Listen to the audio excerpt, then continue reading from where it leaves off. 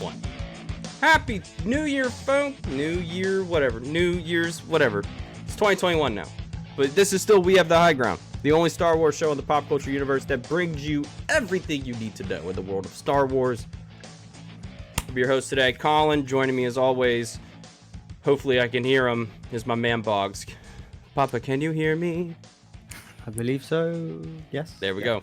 Okay, good to be back. Happy New Year, everyone. Of course, We Have the High Ground 2021, big series coming this season or this year, whatever you want to say. Breaking things down today. And yeah, we're doing a ranking list as well, which we'll get into towards the end of the show. But yeah, we've got the regular occurring guest, the Grand Miss Soul. Yeah, Grand Moff Soul over here. How's it going? Okay, we're changing the name up a little bit. Okay, I'm down. I don't know why I said that, by the way. You came to me. Yeah, Happy New Year, everyone. And I'm excited to be here. So today's show is going to be a bit different. Last week, Bogz and I did our top 12 Star Wars films. Obviously, the 12 theatrically released films. No Ewok films or anything like that thrown in there. Obviously, those would have been number one, so we don't need to, we didn't need to do that. Clearly. But it was a great conversation. I mean, Bogz and I, it was so interesting to me how similar our lists were, and then at points, and then they were just drastically different in others. Where it was really just two films. I think you had a bit higher opinion on Attack of the Clones overall, and obviously Last Jedi. We got into a really civilized, good discussion, and I think we both heard each other's points as to why we don't like, I like it and why Bogz doesn't care for it. See how I don't use like harsh words like hate or things like that, internet? It's crazy that, we can sit here and have a conversation about Star Wars. And it's, wow, guys, we didn't get into a fight about it. It was crazy. Bogz heard me out. I heard Bogz out. Guess what? We're still sitting here doing a show. We still talk every day. We're still friends. So look at that, folks. Star Wars doing what it does. But today's show, we're going to break down what's possibly the only, or maybe more, it could be more coming, episode of the Disney Gallery, Making of the Mandalorian Season 2. We're each going to give one of our top moments of highlights of that episode. And then we're going to get into our top 5 moments from Season 2 of The Mandalorian. And I'm excited because, honestly, who doesn't want to talk about the best stuff? That's the fun stuff. We're just going to talk about the fun stuff. So strap on in, get your champagne, get your Monopoly Man top hat, blow your kazoo, and let's get this New Year's Eve show on the road. This Making of the Mandalorian thing, that was so cool. I mean, I talked to Bogz a bit about it before I watched it, and he was telling me, like, yeah, they give each other like 10-minute segments about the directors, and I was more so thinking that it was going to be like the directors driving that conversation, but really it was everybody kind of blowing smoke for the directors, which I'm blow smoke all day. I love it when people, talk people up. So for me, I was just having a good time hearing all of these returning directors come back with their experience and then introducing the new directors as well. I just thought it was super, super cool. Soul, start us off. What was your highlight from this episode? So my highlight from this episode is of one of the new directors that came in for Season 2, Robert Rodriguez.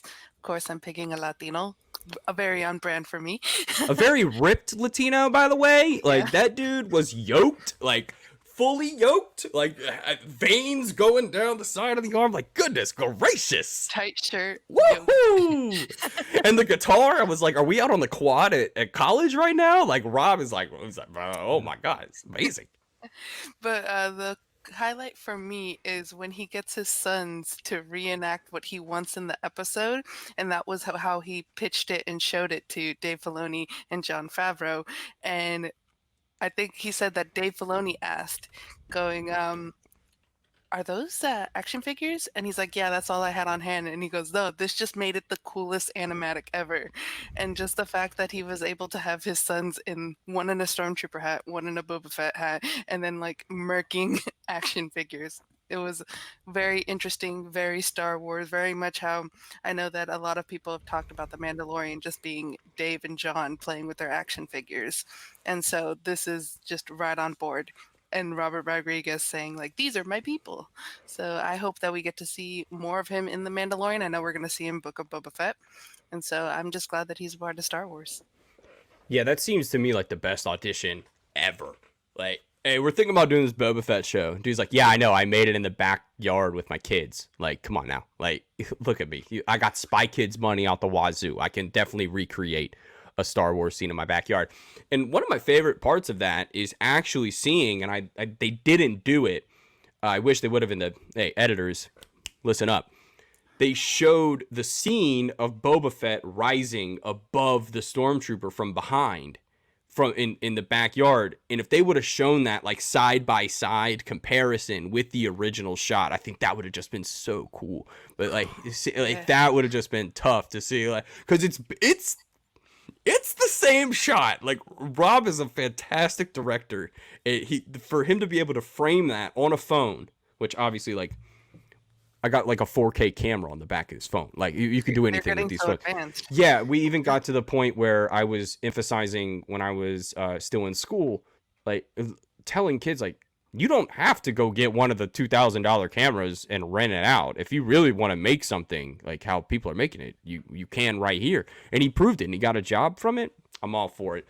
Bogz, I mean, we grew up playing Star Wars in the backyard, obviously not with one another, but we both grew up playing Star Wars in the same way. Like, how cool is that to see somebody just fulfilling their childhood dreams like that? Like, that's what the show is. Yeah, definitely, man. And you know, because this episode felt to me like we were getting to know the people behind, you know, the directors a bit more. Not just the directors, of course, but people behind the camera a bit more, and make it relatable to us, so we can attach more affiliation to it, like like Robert Rodriguez, but like Rick Famuyiwa, also, you know, like even Bryce Dallas Howard, I thought came across really passionate about it. But yeah, particularly Robert Rodriguez, you know, him being an independent filmmaker as well. I just got it just seemed so natural, like the way he was like directing the kids, doing that exact scene shot for shot. You know, the choreography was the same. He must have envisioned that, like he said, watching the original trilogy back in the day, you know, playing with the toys and stuff. Like, he's envisioned that, you know, with the way he kind of smacks the stormtrooper, the way he blasts him, you know, with his kind of hand right to the stormtrooper's stomach, the way, you know, the way he uses the staff and everything. That's he's envisioned that.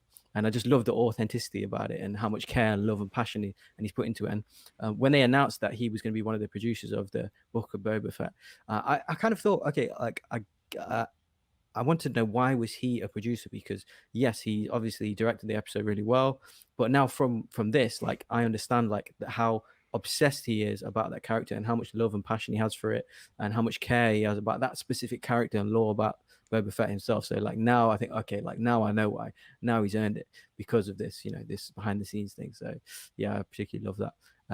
And also talking about Boba Fett, I believe, Saul, you're going to mention about some of the technique and things like that was used, right? The fact that too, yeah, in this episode you have Boba Fett, Tamora Morrison, who's of Maori descent, and that he got to add the haka into what Boba Fett's fighting style. And so the fact too that Robert Rodriguez is allowing for people to bring in their own things too to the character. And so and it kind of reminds you that how much Star Wars that is, because we all have an attachment to these characters in different ways, and we can all bring something to these characters. So the fact that Tamora Morrison was able to put in something of his culture, the haka, into the fighting style of Boba Fett, that was really cool for me as well. And seeing the shot of the Tusken Raider holding the haka in, because that's what it was fashioned after in A New Hope. So it's just, Star Wars just does it the best job at being self-aware, and then letting that self-awareness somehow boosting the overall quality of the product. Like, you don't see that on other shows. Like, it's just crazy how Tamora Morrison gets brought in unknowing that this is going to happen, yet this connection is there and they take advantage of it. So that I'm all in. Like, and to me, the definition of this episode was it reminded me of the scene from Civil War where Tony Stark looks at Peter Parker and he goes, "What gets you out of that twin bed in the morning?" That's what every one of these directors was talking like they were a kid in their bedroom explaining why they love this. Bogz, what did you love about this episode? Yes. So before I get into that, I just want to comment on the hacker stuff. So, um, yeah. So obviously with the hacker stuff, that is about their ancestry. It's about their warrior spirit, their fighting style. They when they perform the haka, the mannerisms that they have. The way the eyes are, the way the mouth are. Their intimidating look and stuff. And that all came to fruition in Boba Fett's fighting, particularly without the helmet, which I loved. With the Maori stuff, like you're saying, the Tusken Raider stuff. So I did absolutely love that, and the authenticity of it, and how much care they put into this stuff.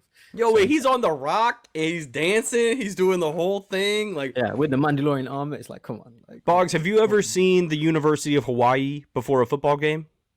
no.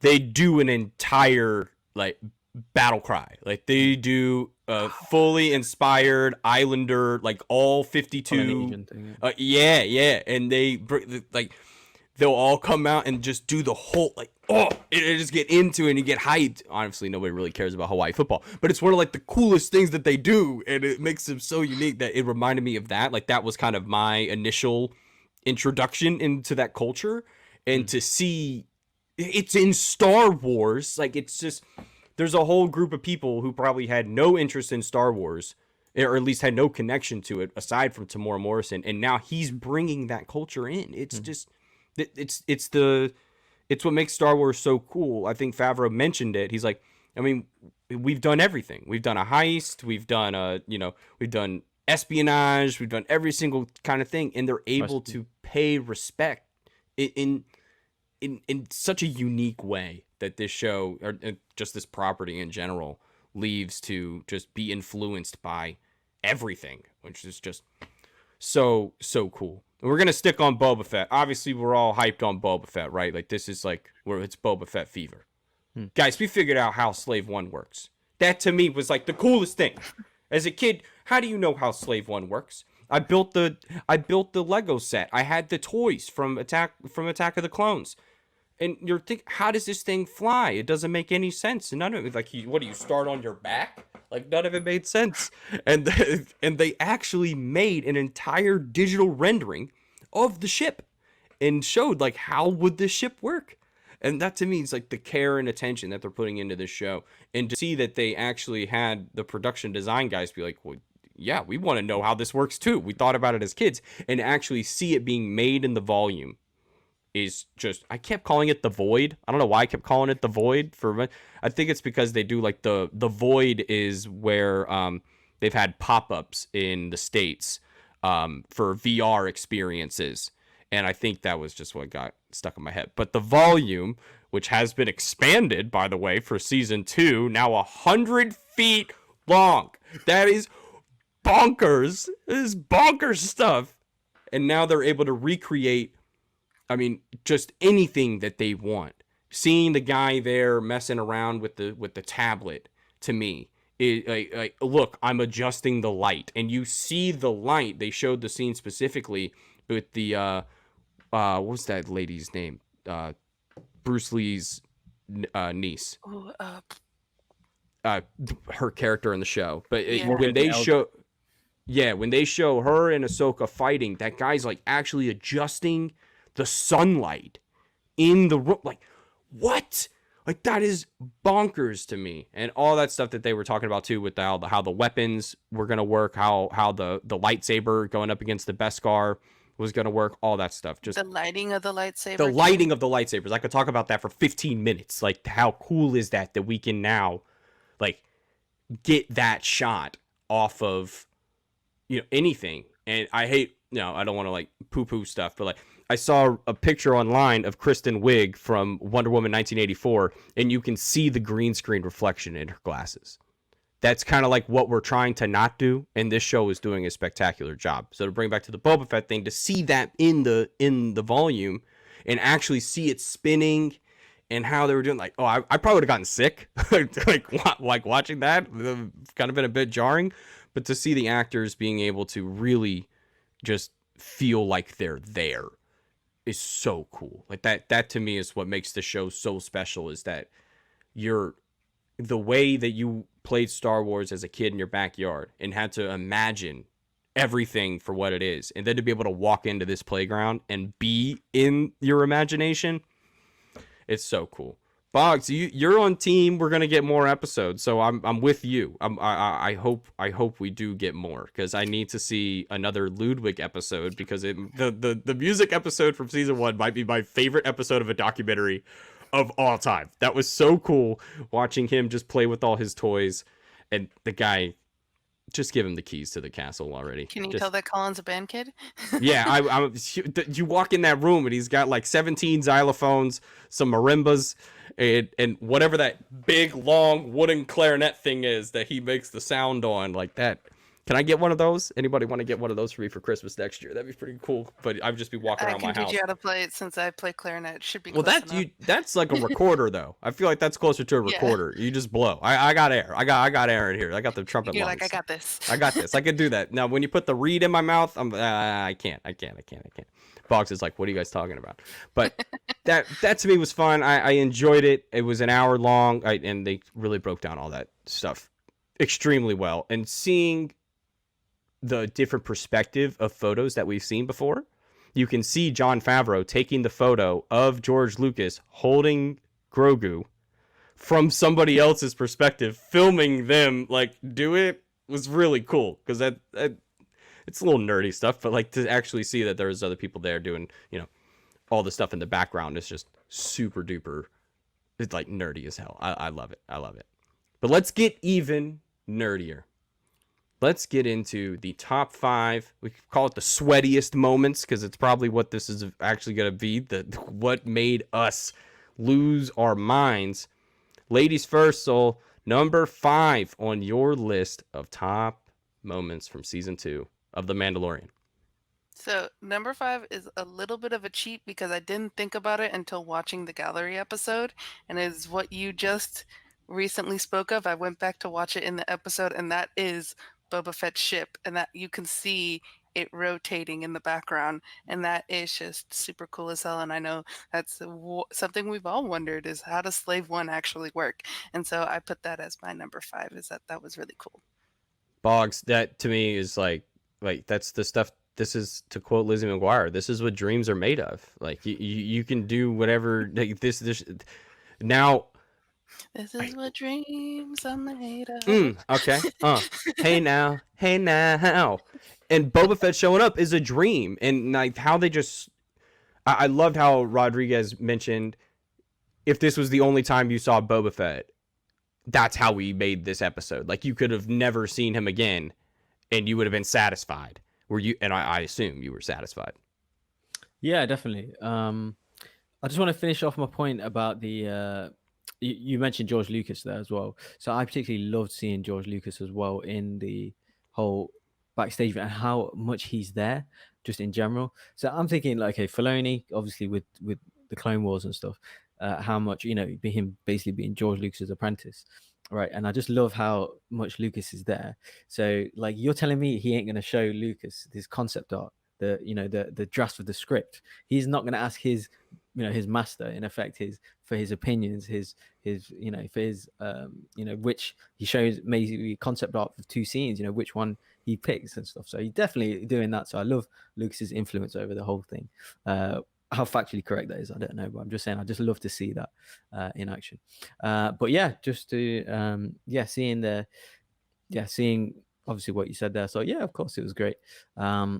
So yes, that was my so shall I say my 5, or do you want to go, Colin? Or No, go ahead.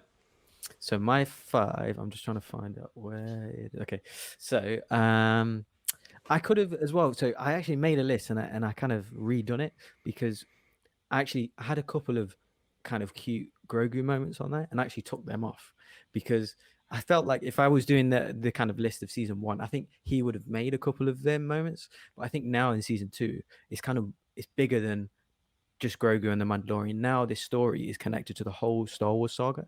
It's connected to obviously Ahsoka now, the Skywalker kind of series, the Mandalorian series, like the Mandalorian issue. It's bigger than that. So I kind of took the Grogu moments. So I've got one Grogu moment on there, but I kind of took them off generally.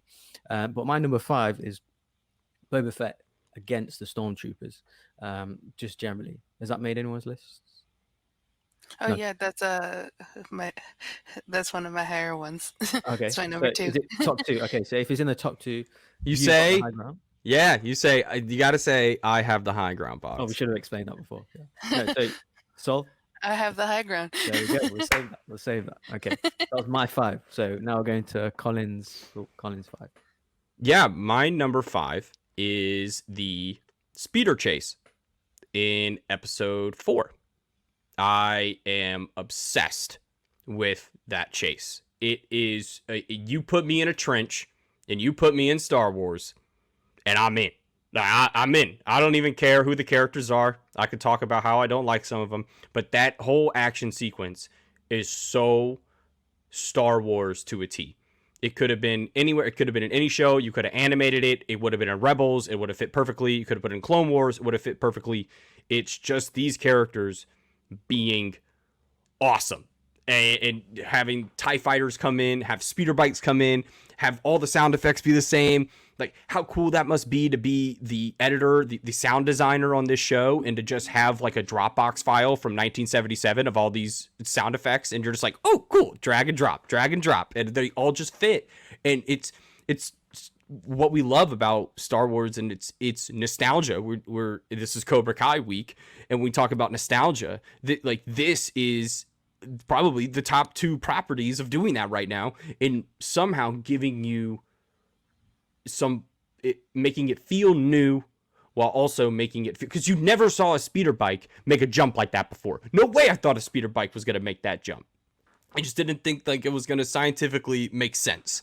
Like, maybe Luke's speeder from on Tatooine maybe could have made that jump because it was bigger. I just didn't think that was going to work. I thought someone were going to crash or whatever, but just to see them, the TIE fighters, it was so cool.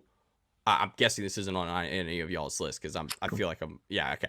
I just love that kind of stuff, and to me, it was just pure Star Wars. So what did I mean? Were you vibing with it as well?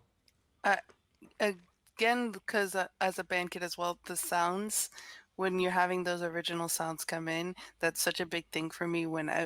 And I know, and it's probably for like Bogz as well, who's not a band kid, but is when you hear those sounds and you remember those moments and like how much your senses are connected to memory. And so like those sounds, or kind of like they say when you smell something and that's connected to memory, when you taste something that's connected to memory, when you hear those sounds, those original Star Wars sounds, you're like, this is bringing me back. Your brain just does the Leonardo DiCaprio gif. That's the perfect gif. He sits up in the chair, your brain sits up, and it's like, hey, I know that, and I remember that, and that's cool. Thank you. Bogz, this to me was just like quintessential Star Wars, and it just happened to be in the middle of the season. So I'm happy to show that like the dips, or, you know, in terms of plot progression, are met with, you know, insane action.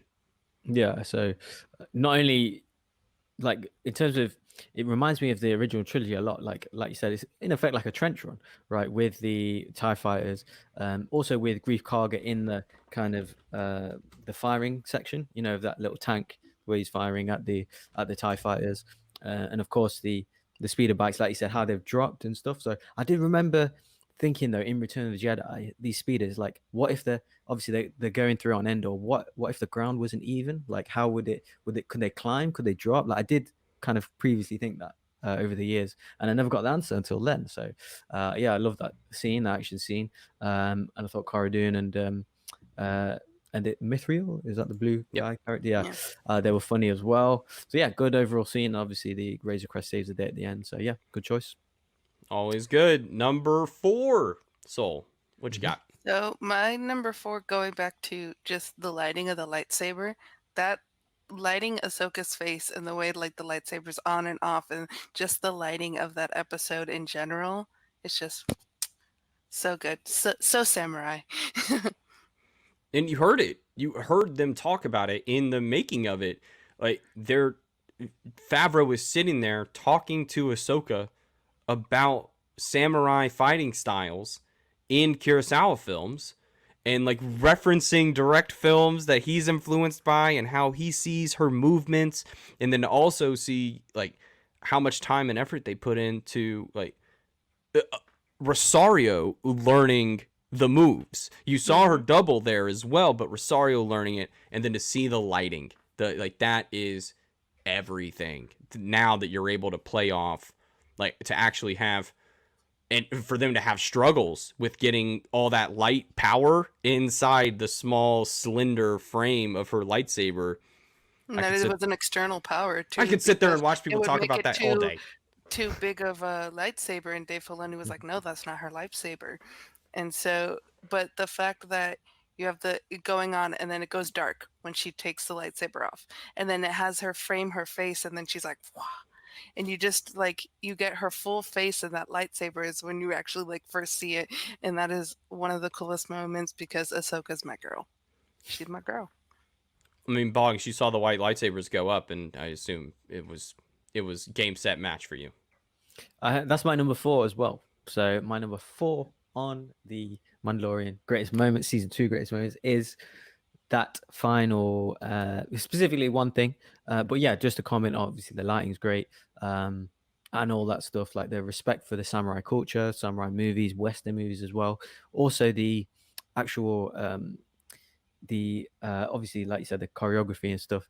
But the main thing was when she's fighting Morgan Elsbeth, that's the character's name, who's obviously Bruce Lee's granddaughter in real life, or goddaughter, sorry, if you didn't know. When they're kind of facing off and they're about to, obviously Ahsoka's got the upper hand, and she asks Morgan Elsbeth, "Where is your master? Where is Grand Admiral Thrawn?" I was like, "What? Where is who?" Yeah, I believe I have the high ground on this a little bit. Okay. But yeah, I was gonna let you go on the lighting, and then as soon as you got into the nitty gritty, I have the high ground on that one. My friend. So specifically, my number 4 is when Ahsoka asks, "Where's Admiral Thrawn?" Okay, that's a specific answer. Okay, we'll save that one. So my 5 and my 4 is being fun to that. So we're going your 4 now, Colin, right? Yeah. So my 4 is it's Grogu with the red wire. That made my list. That on my that scene. His baby was Groot on my moment. original. His baby Groot moment. It's the red one. Like that to me is like the levity in Star Wars, able to just take a moment and just say like that was probably my favorite cold opening of the show. Like it was just so good and so genuine of their relationship. And you think if he knew his name, it could have gotten it done quicker, maybe. Like who knows? Hey kid. Hey kid, what? Yeah. Like, but to me, that's the comedy of the show. That is the comedy of Star Wars, and we keep mentioning the making of Mando, where they're saying that, look, that's what makes Star Wars cool, is that you can sit there and have all this action going on, yet you're gonna laugh, you're gonna smile. There's gonna be other stuff going on here that like bring some comedic elements, and that's fairly unique to Star Wars. I know many have tried to emulate it, but when you watch movies like Jason Bourne or even James Bond movies, there's comedic beats in the fight where maybe something happens that's kind of funny, but the characters are not. It's usually more of just like mid-fight. So to see comedy be so natural in this show, that it's just a father and his son having a really hard time fixing the car, and I had that moment. My dad and I have been fixing up my car over the last couple of days, and just that stuck out to me. I was thinking about like, oh, how genuine of a moment that is between the two of them, and how I'm sad that we're not going to get any more for a minute. Yeah, so that was on my kind of original iteration of this list. So this one and the blue macaroons moment when he throws up on himself, I took them off because I think I just generally put more serious moments on the list. But yeah, like, is it one of the best moments? Yeah, of the series. Yeah, as a pure comedic moment, it's definitely a Star Wars moment. MCU humor. That's what I was gonna say too. Like Captain America movies have done a good job of that as well, of giving you some comedic beats that they probably do it the second best. Yeah, basically. Yeah, definitely great moment. But yes, I respect that. So are we going for Souls 3? My number 3. Yeah. Okay, so this is from the last episode, and it's not what you're gonna think yet, but the moment when the TIE fighters are shooting out of the front of that ship. Okay. Good I choice. Yeah. literally was like, this is so effing cool. I said that out loud and I was like, I need to rewind that and watch that again. Because it was probably one of my favorite moments this season was them just shooting out. And I was Let like, the film dorks shoot some Star Wars. Please let these nerds keep shooting this show. They are giving us new angles of stuff, and it's so effing cool. I was like, more, give me more of this. More! More! Yeah, it was good when it kind of, because you show from the inside of the Imperial vehicle how it takes off. You're like, oh, okay, that's how it looks and stuff. And then yeah, shooting through that again, like a out, a kind of space trench run, if you will, and that kind of culminating in that shuttle kind of landing as well. So you saw that kind of both ways of it happening. So yeah, cool scene. Yeah, to me that's like I love seeing in the making of Mando that they had the model. They had the model of them and had it inside the ship, and they built the whole model of the ship. It's just, oh my god, the attention to detail of this show is bonkers. They're like, yeah, we're gonna sit here and build like a 5th scale model of this. Why are we not gonna do that? This is Star Wars. This is why we all love it. Remind you of the documentaries of the original trilogy and all the models that they built, and them filming them blowing up. And that's how like they got those space scenes. And so the fact that they're taking that, which is original Star Wars, making the models, but then they're scanning them and putting them on the screen, like so cool. When they scanned the Razor Crest and then they showed it, like they're like, yeah, this is real. Like this isn't like it's CGI, but it's like it's a CGI of a real thing. Like, oh, get out of here. You guys are just they're so cool. Even like all the Imperials, like you could, when they showed the interior of the Imperial cruiser, you saw just the Imperials and the TIE fighter pilots running around, and as well, like in the kind of behind the scenes thing, that it did show, a lot of the void. What's it called again? The void. The volume. The volume, sorry. Yeah, the volume shooting and stuff, but not everything was in the volume this time. Like a lot of the sand stuff, the desert stuff, like in the first episode or in the kind of the Boba Fett episode, like they were outdoors. They were filmed on location somewhere. So not everything was in there, which was a pleasant surprise to me. So they did have sets as well. So that was nice.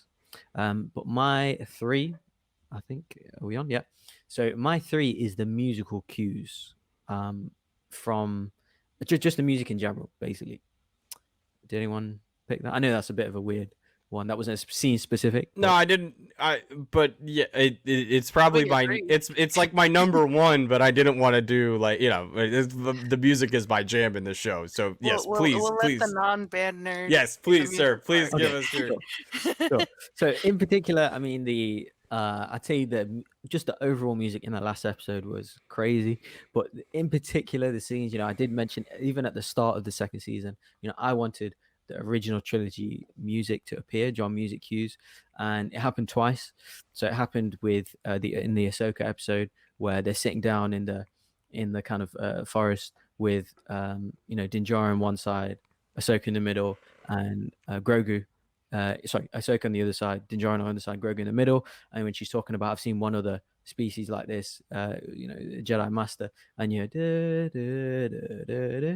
like the kind of the Yoda Force theme that you hear on Dagobah with Luke when he's lifting the X-wing up, and he's like, I can't believe it, and he's like, that is why you fail. And I was like, oh, that's the music. That exact music was in this scene with the baby Yoda. I was like, oh, that was nice. And then it happens again, obviously in the last episode, where Luke kind of takes his hood off. And if you notice, I know this is the level of geekdom that these guys have. If you notice the way Luke takes the hood off, it's the same way Mark Hamill takes his hood off in Return of the Jedi. He has like a weird hand gesture thing. That you will bring Han Solo and the Wookiee to me. Exactly. And the way he took his hood off, and then and then you hear again like Luke's theme. It's just like a single trumpet of the Force theme, like happens on Tatooine, and he puts his hand out, of course. Like just that. It's a French horn, but that's fine. Cool. Okay, to me it's a trumpet. Yeah, I don't know. Slightly different. Yeah. Way more partials. Even it's just literally 5 to 10 seconds of these original trilogy themes, but they just give me goosebumps when I hear it, and then it kind of goes back into his own original music. So no, I did love that. Yeah, absolutely love that, and the affiliation to the original stuff. So yeah, love that stuff. Well, That to me is just like what makes this show so special is that it does it the right way. It does stuff, better than I think some of the other Star Wars properties do in terms of giving us new and old. There's a lot of new in, I would say, probably the Rogue One probably steered the furthest away from old. There was some older Imperial stuff, but it was mainly new sounds, and it sounded a bit like out of place. Everything that's new in this feels like it could have been in 1977, 1981, 1983. It feels like it could have been in all the original trilogy movies. Like it just feels to me like this show is Star Wars, and the music has to be on point. If the music was not on point, the show would not be the slayer of worlds that it is. Like it puts it over the top, and the care that Ludwig puts into it is just so good. We are truly lucky to have somebody who gives as many F's as he does. Like it's awesome. So my number 3 is the hallway scene with the Mandos and Din taking down the freighter in episode 3. That to me is quintessential Star Wars, where it sets everything into play for skewing your expectations. Where Din has this vision of what it would be like to be with Mandalorians, and none of it is meeting up to his expectations until he sees them in action. That's when he knows. That's when the validation starts coming from Bo-Katan saying, "We are Mandalorians. I'm a bit more Mandalorian than you are." Not to show my card, but like I'm a bit more into this than you are. You're a little crazy. But him being out of sync with them was, I think, the most important part of that. They move as a unit, and he is like, what? Like, y'all just did what? Like, they're just moving through these guys, just tearing through them and having no problems whatsoever. And that's how they earn respect from Din, even though they don't feel like they need it. The show feels like they need it because it's his show. And so to see them just tear through those stormtroopers with such brutality is just like everything I love. I could watch people beat up stormtroopers all day long. Give me that all day. Give me Zeb smashing their helmets together in Rebels, all that stuff. Show me how many different ways you can beat up a stormtrooper. So just seeing these badass ladies tear up this freighter was just the coolest. And the fact too, they spoke about it on the gallery episode too, about how they aren't supposed to be in sync. Because if they were in sync, it would be like Mando was a part of them, and Mando's not a part of them. He's part of a cult, basically, of the Mandalorian religion or whatever you're going to call it. And so the fact that he is different from them, and the fact that they are a unit and they're just so badass and cool, and it kind of opens his mind up to maybe there's more than one way to be a Mandalorian. And the fact that I guess he had the realization of the "we are not a monolith" kind of thing. So it was cool. You could put it in real world terms with the moment that he was having. Yeah, Bogz, to see Katie Sackhoff in the Night Owl, like her full getup, like, and to see it in action, like that was just everything. It was validation to us Clone Wars and Rebels heads. Yeah, pretty much. It's like a continuation on from the Clone Wars and Rebels. It was like, oh, finally these guys get properly represented. Like, yeah, like you're saying, validation from all the time that we've put in. Not that it was a chore or anything, but just that, for it to be finally shown, it's like, yes, this is what we wanted. Everyone wants to see a cool Mandalorian story. So yeah, that was definitely a validation. And a part of that, that whole takeover of that Imperial vehicle was like, it was a part of Din Djarin's just character journey, just to see, like this how these guys are rolling. I ain't as organized as these. Like these guys are more kind of vicious than me. So these guys are not. See, I'm on a different mission to these guys. I'm here for the kid. They're here to get their planet back, in effect, one step at a time. So yeah, and I think even they talked about it in the kind of behind the scenes thing where I think Favreau was discussing that scene. I remember in the corridor, and he's saying, "Oh, Din Djarin should behave like this. He should be more tame. He should be the way he kind of looks, like at the stormtroopers, whilst the other Mandalorians are kind of just marching through and being more kind of aggressive with the takeover of it, as opposed to Din Djarin, who's a bit more kind of measured and reserved." So yeah, it's definitely an interesting difference of Mandalorians there. Soul, you're number 2. Well, going off of Colin saying, how many times can we see stormtroopers like beaten up? I have Boba Fett just murking those stormtroopers. Yeah. Just like the absolute violence that is in that, and the fact too, going back to the galley of Robert Rodriguez saying, if this was the only time we're going to see Boba Fett, it needs to be the coolest moment, and that Boba Fett needs to be barbaric in the way of the takedown of these stormtroopers, and the fact that like I think it's some of the most violent acts against a stormtrooper you see in Star Wars. The fact that like you see their armor just broken in. I was like, oh, is this show actually for kids? The way that like he was just murking them. It was so cool. Bogz, this was your number 4, right? 5. It was my 5. 5.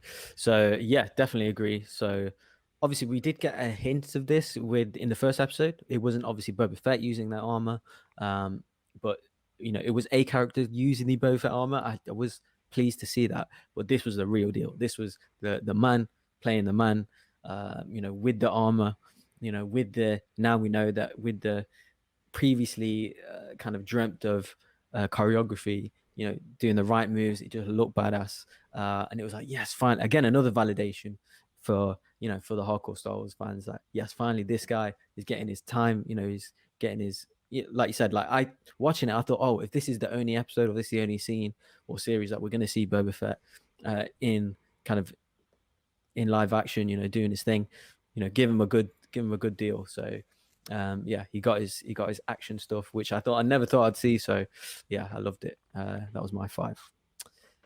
So your number 2. Okay, my number 2 is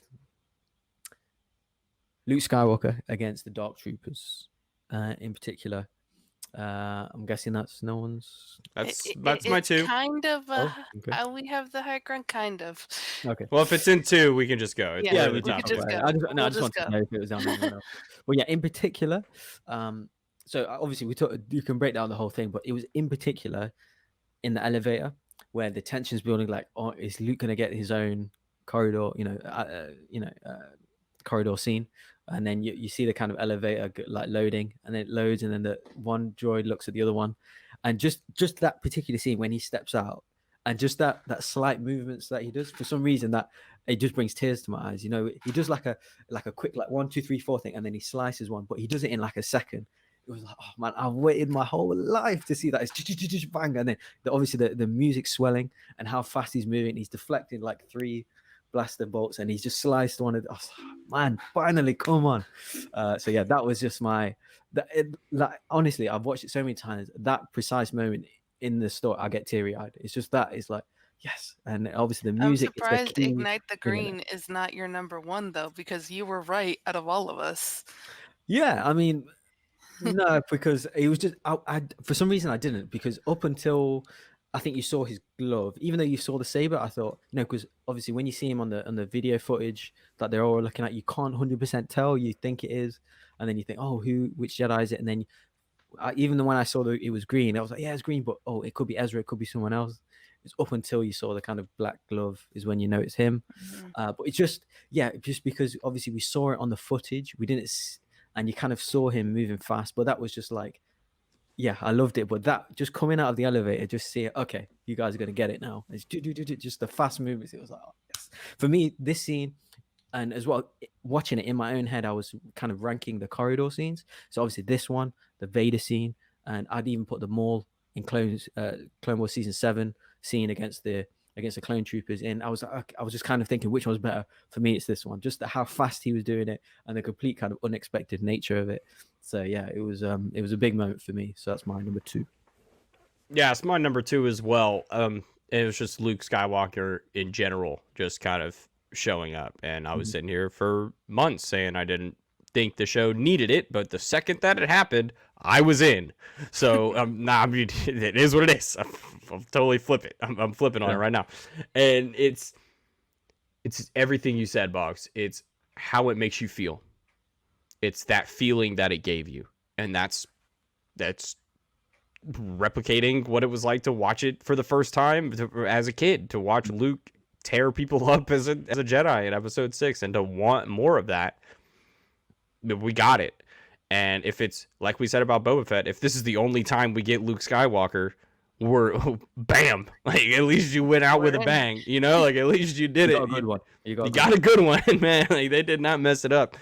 And everything that came after that with the comparisons to the Rogue One corridor scene, it's just awesome. The only musical cue I would have changed I would have thrown in the Last Jedi music from when he steps out and when he makes it to Crate, and it's got the boom, boom, boom, boom, boom, boom, boom, boom. Just that slow build. That slow build is so cool. I love that cue, and I there's a moment where the music sort of takes me out of this when he is slicing through the Dark Troopers. It is just kind of like some random Star Wars sounds. I thought that first. When the very first time I watched it, I 100% agree. I was like, what's this music? Where's Luke's themes? Like, he's got his own themes, right? But now just the more I watch it, the more I'm just in, and I'm like, oh, I love it now. So yeah. So Sol, this is your number 1, I guess. So please, you have the floor. So specifically is when he ignites the green, lights his lightsaber in that fog, and it brings you back to the dichotomy of him and Darth Vader lighting his red lightsaber in the fog, and just the fact that this show brings you everything from other places of Star Wars lore and Star Wars history, and that the fact that people like us who watch all of the things can be like, oh, I know that thing, I see that thing is there. Like, this is it's rewarding us. It's basically going, oh, you like Star Wars? Here's the thing that you like. And so it was specifically that moment there for me, which, like, the whole moment with Luke was amazing. But that moment there, I was like, yes, this is it. He's about to murk these guys, and it's going to be wonderful. It was. Can't beat it. So, Bogz, yeah, Colin, final. do you have a Funko Pop of Return of the Jedi Luke, by the way? I was just thinking. Not Return of the Jedi Luke. I have... Because you've never showed me that. I think I need an apology. I do have Empire Luke with Yoda on the back. Okay. And it's it's an interesting one where I would take it out, but it would take too long. Most of the Star Wars pops have this black base on the bottom. Most Funko Pops don't have a base like this. In fact, it's the only series that does. Like, this is my Mr. Robot one, no base. This one, you can't really see it, but it's mossy on the base. It's the whole thing is grass. It's one of the most unique Star Wars Funkos I've ever seen. So for the 40th of Return of the Jedi, you'll get that one. oh yeah, because there is one Luke in his black robes hooded Funko. I just don't have it. Whatever. But I got that one, and then I got Luke with his green lightsaber and Princess Leia from Episode 9. Thought these two were okay. Yeah, in their training outfits. So it's the only Funko of Leia with a lightsaber. So I guess technically I do have a green. I got him with the green. True. Okay, so my number 1, right? Yep. Best moment in The Mandalorian for me. It is a bit of a cheat. So it is pretty much the same scene as the Luke against Dark Troopers. It's actually a bit later on in that scene. It's actually when R2 turns up. For me, like, I was so stupid. I just wasn't expecting it. Like, how thick am I? Like, even though in watching You it back, you can expected see, Luke, but not R2. yeah, you We can never see, even talked about it. We never even no. talked about the possibility. But even watching the episode when the X-wing comes in again, I didn't think it was Luke. I thought, oh, it was Dave Filoni and the other rebellion maybe. I thought, oh, why is only one? Where's the others? The others going to come from a different part, like of the around the ship or something. And then because obviously he's, he gives away. He tells Luke tells, obviously Din Djarin, he's asking for your permission. They say their goodbyes. He doesn't want to go, and then just something just to, obviously R2, like he's done in the original trilogy, like he's done the prequel trilogy, comes to save the day again. Obviously, not save the day massively, but just in a subtle way, just to help out Grogu. Come over and doing his whole kind of swaying thing. You just hear the noise that it's just, I've probably watched the episode in full maybe 4 or 5 times, right? I've cried every time. At that moment, I just can't help hearing R2 because you don't see it first. You just hear him. It just gets me. And then when I've watched reaction videos, probably dozens by now, even on the reaction videos of watching someone else and just seeing a little screen of them, what they're seeing, it makes me cry. I don't know why. It sounds so ridiculous, but it's just that moment I was shocked. I was like, they're doing Let it. your feelings out, Bogz. Let your feelings out. Yeah. And then obviously when they go back in the lift and you just see Luke holding Grogu, and then you've got R2 kind of turns and then he goes the wrong way and he has to turn around. I just think, what is this? That's Luke, Yoda, basically. And R2 again, it's just a sweet moment for me. Zero expecting that. I was hoping for Luke. We got Luke, and then just R2 came out the blue for me. So R2 is one of my favorite characters, and just hearing him and seeing him, it was the best thing for me. So yeah, that's my number one. Yeah, and I think the definition of what makes our top choices is how they validated us in terms of what we want out of Star Wars and what Star Wars can give us. Because it was R2, like how he was behaving and all the noises with Grogu. It was like I could just hear R2 saying, "It's a Yoda, it's a little." He was telling Luke, and then Luke just gives like Din Djarin a nod, and he nods to him back. I was like, "Oh my, such a sweet moment." I absolutely love it. I could just hear him saying, "It's Yoda. Look, it's another little yeah." I could hear him telling Luke that. So yeah, it was a sweet moment. Bogz getting so excited makes my heart happy. About R2, so about much. R2 of all things, right? Yeah, I know. I couldn't believe it. It was the sweetest thing. It's there. We've done it. We've made it all the way to the peak. My number one moment is just seeing Ahsoka Tano. The whole thing sets the stage for that anything is possible. Anything can be brought into this show. Dave Filoni, and now she has her own show. So seeing her is, I mean, I might start crying. Like I've watched Clone Wars and Rebels multiple times. Her story is now, I mean, it's 2 generations have grown alongside Ahsoka, whether you were young or whether you in your 10 or younger when you first watched the Clone Wars, whether you were in your teens. There was something about her that you weren't supposed to like her in the beginning, and that was the point. And people just never got over the fact that they didn't like how her character started.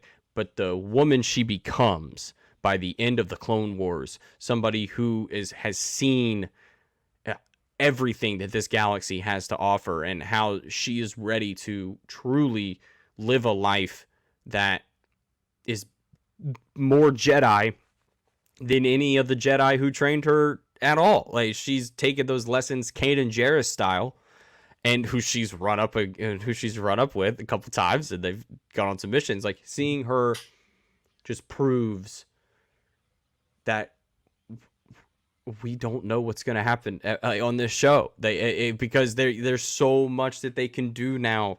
It validated everything. If you read the Ahsoka book, if you read any of this other content, saw any of it, Ahsoka coming in, aside from Bo-Katan, Ahsoka coming in blows the thing out of the water. And let's talk about it. Grand Admiral Thrawn. She said the T word on international television.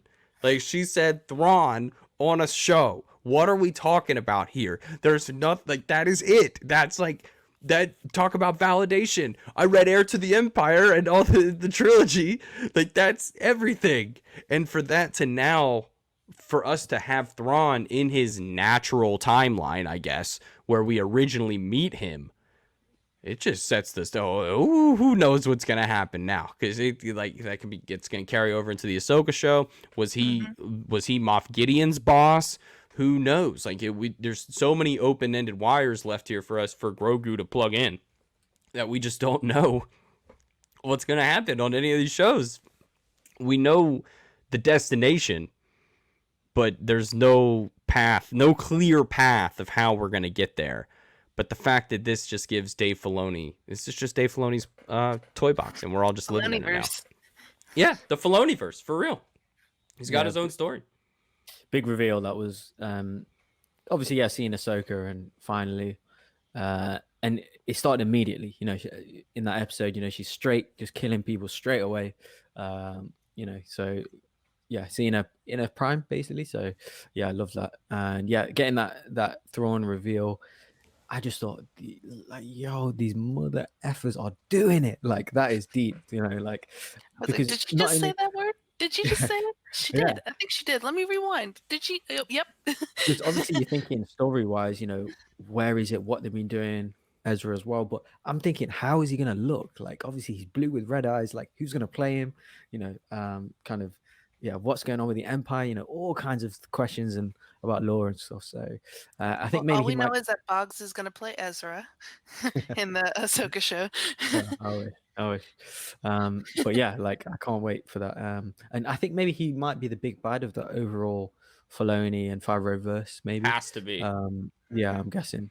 Because if I remember correctly, Thrawn does not really care about the Empire. He is very dedicated to the Emperor, because the Emperor is the one who really gives him, you know, kind of moves him ahead in the ranks faster than anyone else. He didn't really go through the Imperial Academy like everybody else. He just kind of shows up and gets taken under the Emperor's wing, and then basically becomes his personal, like, if there's anything that he couldn't send Tarkin to do, it's probably because, you know, super sleek and beautiful Grand Admiral Thrawn was out there hunting art.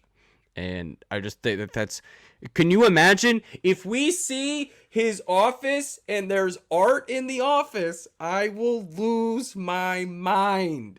I'll lose it. This is one of the most interesting stories, one of the most interesting traits about his character is he's an artist.